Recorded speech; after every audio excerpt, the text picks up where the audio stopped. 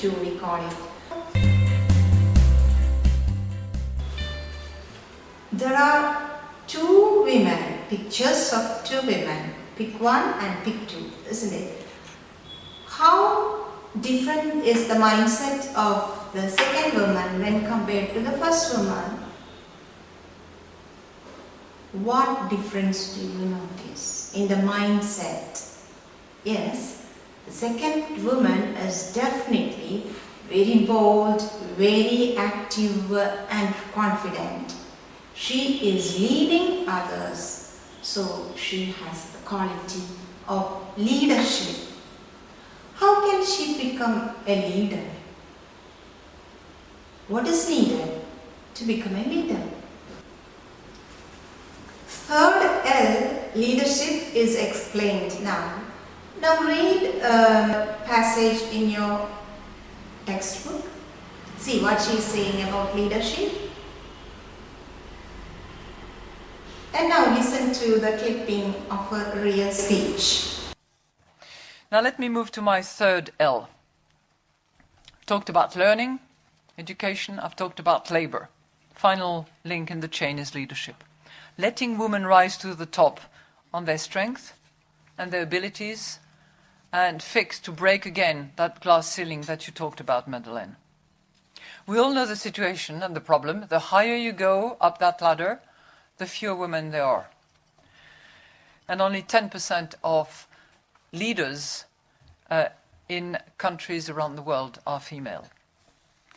And yet, if you look at it, and if you have a bit of empirical evidence, women are better leaders. We also know that women are generally good managers and good crisis leaders. There have been studies on that, and it's clearly the case. Now, it's also clearly the case that when the situation is really dire, and when there is hardly any hope left, then you call a woman. Always.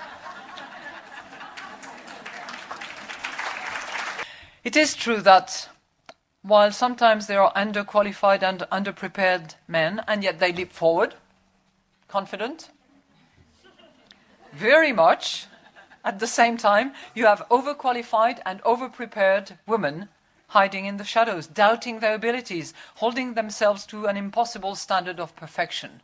I was one of the first culprits, so I'm happy to denounce it. This needs to change.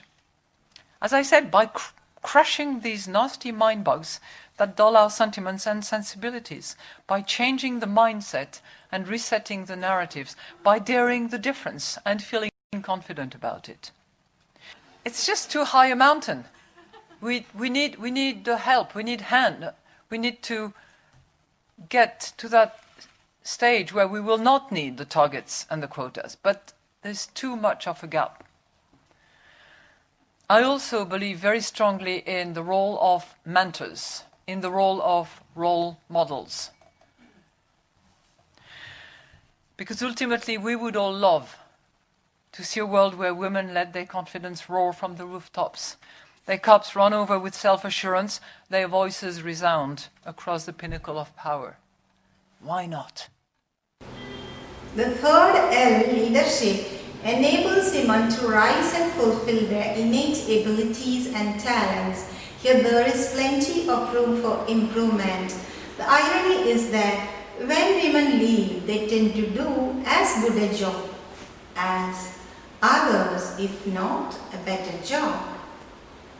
They are more likely to make decisions based on consensus building, inclusion, compassion, and with a focus on long-term sustainability.